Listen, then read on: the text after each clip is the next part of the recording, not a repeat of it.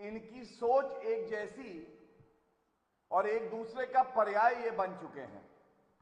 हम सब जानते हैं धर्म के आधार पर अखंड भारत को बांटा गया और उसके बाद जो जहरीली सोच जिन्ना की थी, तुष्टीकरण, सांप्रदायिक, वही सोच आज नकली गांधी, राहुल गांधी और कांग्रेस पार्टी में दिखाई देती है।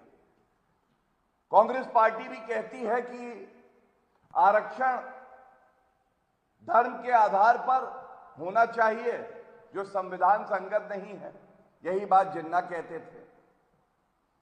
ये भी जिन्ना कहते थे कि शरिया कानून होना चाहिए और भारत में हर नागरिक, भारतीय जनता पार्टी मानती है कि संविधान से देश चलता है, तो कांग्रेस पार्टी की सोच है कि शरिया कानून लागू होना चाहिए और शरिया कानून से देश चले, और ये तुष्टीकरण की राजनीति की वजह से है। तो ये आज जो हमारी पीढ़ी है, जो भविष्य में पीढ़ी आएगी, उसको जानने का हक है कि विभाजन क्यों हुआ, ये किसकी नाकामी, किसकी गलती थी, और साथ में क्या किसी राजनीतिक पार्टी, कांग्रेस पार्टी और उसके जो नेता थे, उनकी महत्वाकांक्षा राष्ट्रहित के ऊपर हो गई थी। जब ये सवाल पूछे जाते हैं, जब विभाजन के बारे में एनसीईआरटी की किताबों में लिखा जाता है, तो कांग्रेस पार्टी ध्यान कहीं और केंद्रित करना चाहती है, लेकिन उनसे यह जरूर पूछा जाएगा, तू इधर उधर की बात ना कर, तू इधर उधर की बात ना कर, ये बता कि विभाजन हुआ क्यों।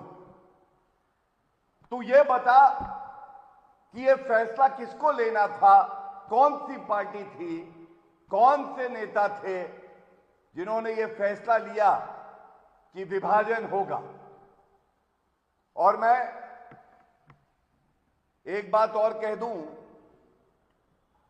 1.5 करोड़ परिवार जो विस्थापित हुए, कई लाख भारतीय बेघर हो गए, महिलाओं पे अत्याचार हुआ, हत्याएं हुई, अगर ये खून बहा, अस्मिता को कुचला गया, तो ये केवल कांग्रेस पार्टी और जवाहरलाल नेहरू, इनकी गलतियों की वजह से। और इसीलिए मैंने कहा, जब स्वयं की महत्वाकांक्षा राष्ट्रहित पे भारी हो जाती है, तो ये जो अमिट चोट है, ये देश को लगती है, और ये हमारे इतिहास में काला धब्बा जो है, ये कांग्रेस पार्टी की देन है। धन्यवाद। सर, दूसरी तौर पर जिस तरीके से प्रधानमंत्री ने कल आरएसएस का नाम लिया लाल किले से, उसके बाद लगातार जो विपक्षी पार्टियां हैं वो लगातार आरोप लगा रही, चाहे अखिलेश यादव, राहुल गांधी हो, क्या कहेंगे? देखिए, मैं बड़े गर्व से ये बात कहता हूं कि आदरणीय प्रधानमंत्री जी ने जब लाल किले की प्राचीर से आरएसएस का नाम लिया, तो करोड़ों देशवासी गर्व की अनुभूति कर रहे हैं। लेकिन दुर्भाग्य की बात यह है, जो कांग्रेस पार्टी और राहुल गद्दार गांधी, नकली गांधी, आज आरएसएस पे सवाल उठा रहे हैं, उनको पढ़ना चाहिए इतिहास। क्या यह सत्य नहीं है कि जवाहरलाल नेहरू जी ने 1963 में, जब गणतंत्र दिवस की परेड में, क्योंकि आरएसएस ने अहम भूमिका निभाई थी भारत चीन युद्ध में और भारत की सेवा करी, नागरिकों की सेवा करी, तो उनको आमंत्रित किया। और जो आरएसएस के पैरों की धूल के बराबर भी नहीं है, जिन्होंने हमेशा भारत से गद्दारी करी है, नकली गांधी ने, वो आज एक देशभक्त जिनका मकसद भारत की विरासत को संभाल के रखना है, भारत को मजबूत करना है, उस पर सवाल उठा रहे हैं। तो इनके सवाल उठाने का कोई औचित्य ही नहीं बनता है, मैं यही कहूंगा। सर, राहुल गांधी ने विकसित भारत रोजगार योजना को लेकर भी प्रधानमंत्री पर अटैक कर से जुमला बताया है, क्या कहेंगे? जो 1 लाख करोड़ रुपए प्रधानमंत्री को। देखिए, आदरणीय प्रधानमंत्री जी वो व्यक्ति हैं जो असंभव को संभव करते हैं।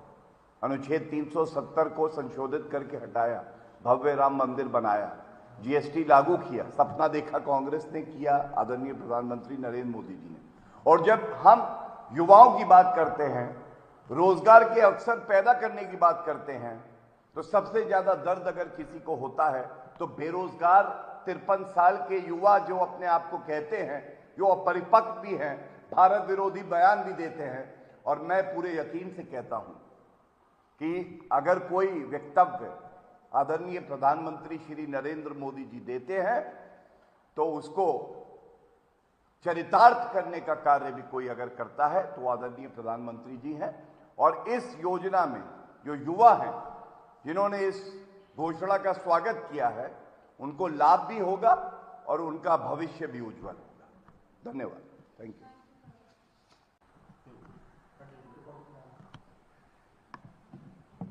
सभी पत्रकार बंधुओं को, सभी देशवासियों को जन्माष्टमी की शुभकामनाएं।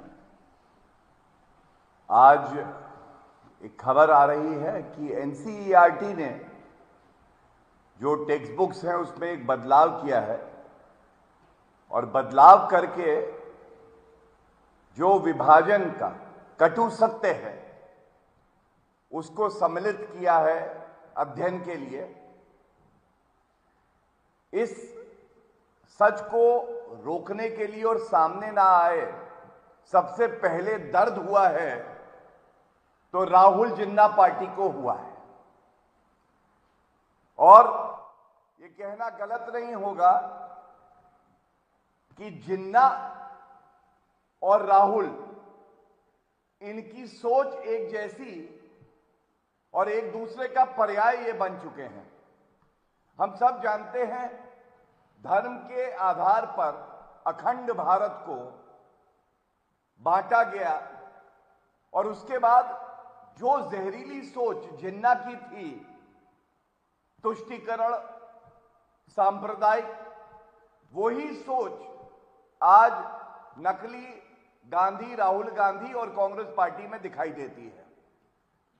कांग्रेस पार्टी भी कहती है कि आरक्षण धर्म के आधार पर होना चाहिए, जो संविधान संगत नहीं है। यही बात जिन्ना कहते थे। ये भी जिन्ना कहते थे कि शरिया कानून होना चाहिए।